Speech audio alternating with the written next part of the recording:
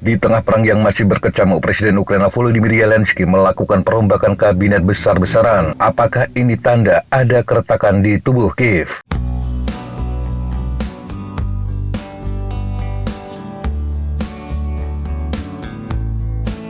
Sejumlah posisi penting diganti. Salah satu yang utama adalah Dmytro Kuleba yang mengundurkan diri dari posisi Menteri Luar Negeri. Selanjutnya dia akan ditugaskan untuk mempercepat integrasi Ukraina ke NATO. Posisi Kuleba selanjutnya akan diganti oleh Andriy Sybiha yang sebelumnya menjabat sebagai Wakil Menteri Luar Negeri.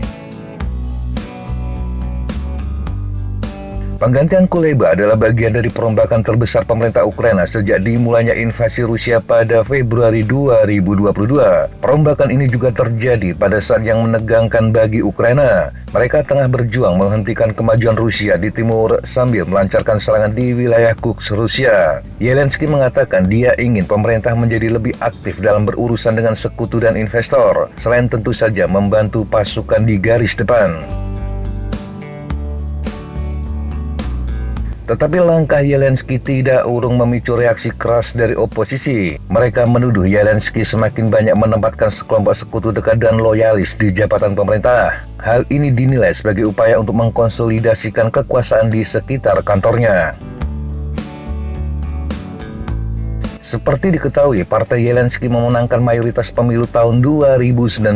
Ini menjadikannya berhak untuk membentuk pemerintahan. Status darurat militer yang masih tetap berlaku saat ini memberi presiden lebih banyak kekuasaan, termasuk menunda pemilihan umum. Artinya, Zelensky tidak melanggar aturan undang-undang, apalagi harus mengubah undang-undang untuk mengangkat seseorang menjadi pejabat. Namun beberapa penentang mengatakan presiden telah bertindak berlebihan. Anggota parlemen dari partai oposisi Ivana Klimpusin-Satse mengatakan serangkaian pengunduran diri pejabat pemerintah menunjukkan adanya krisis tata kelola yang serius di negara tersebut.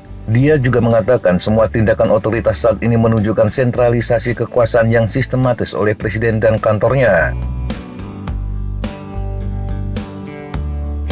Seorang mantan pejabat tinggi Ukraina yang tidak disebutkan namanya kepada Politico mengatakan Kuleba kemungkinan disingkirkan karena bentrokan dengan kepala kantor Zelensky, Andriy Yermak. Menurutnya, semua orang tahu dua orang ini memiliki konflik. Berkat jabatannya, Kuleba memiliki kontak langsung yang baik dengan Menteri Luar Negeri Amerika Antony Blinken, juga dengan Menteri Luar Negeri Jerman Annalena Baerbock dan banyak lainnya. Bahkan meski Kuleba 300% loyal, kantor presiden tidak dapat menyerahkan saluran komunikasi seperti itu kepada seseorang yang tidak sepenuhnya mereka yakini sebagai orangnya. Meskipun Zelensky mengandalkan para pejabat tingginya untuk arahan, komunikasi Kiev dengan Washington terutama dipimpin oleh kantor kepresidenan, khususnya oleh Yermak.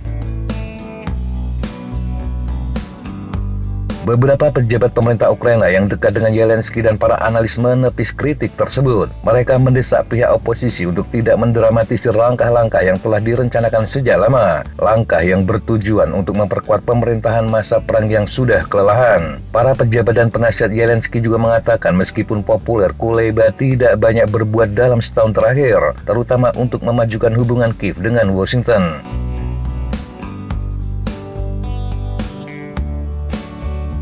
Sementara analis politik dari Pusat Penelitian Politik Penta Ukraina Volodymyr Fesenko mengatakan gaya pemerintahan Zelensky adalah merombak pemerintahan dari waktu ke waktu. Ini untuk membuat mereka lebih bersemangat dan efektif. Dia mencontohkan dipilihnya reformis muda Alexander Kimsin yang setahun lalu diangkat menjadi Menteri Industri Strategis. Terbukti hanya dalam setahun dia berhasil melipat gandakan produksi senjata dalam negeri. Kini Kimsin akan pergi ke kantor presiden, di mana dia akan terus menangani masalah persenjataan dan infrastruktur. Herman Spetanin, CEO perusahaan senjata negara Ukroboronkom, akan menggantikannya sebagai Menteri Industri Strategis. Wakil kantor presiden lainnya, Oleksiy Kuleba, akan menjadi wakil perdana menteri dan menteri infrastruktur serta kebijakan regional. Sementara Olga Stefanisya akan menjadi menteri kehakiman sambil tetap mempertahankan jabatannya sebagai wakil perdana menteri untuk integrasi Uni Eropa. Mykola Tochitsky yang juga seorang wakil di kantor presiden akan menjadi menteri baru kebudayaan dan kebijakan informasi. Ini untuk memperkuat perang melawan disinformasi.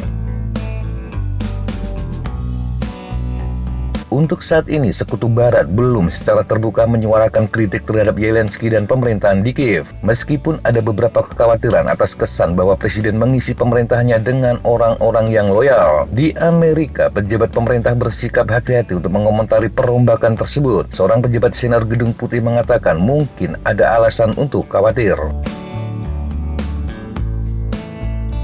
Namun perang adalah alasan yang lebih dari sah untuk melakukan tindakan yang mungkin dipandang berbeda di masa damai. Hal itu disampaikan Volodymyr Fesenko dari Pusat Penelitian Politik Penta, Ukraina. Bahkan meski banyak kritik terhadap Andriy Yermak yang dianggap menjadi terlalu berkuasa, Ukraina melihat mitra masih terus membantu. Karena menurut Fesenko, mereka memahami situasi Kiev. Mereka memahami bahwa Ukraina akan mendapatkan demokrasi baru segera setelah perang berakhir dan pemilihan umum diadakan.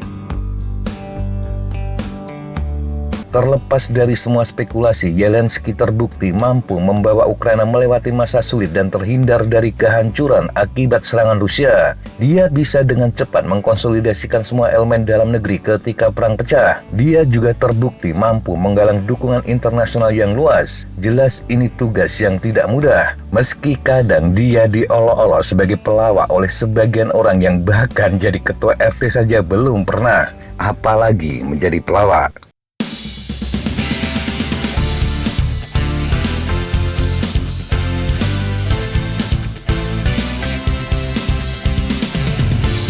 Demikian sahabat Jatapa informasi yang bisa kita sampaikan untuk kesempatan kali ini. Sampai jumpa di kesempatan yang berbeda. Tetap semangat dan jaga kesehatan. Salam fly like an eagle, fight like a falcon.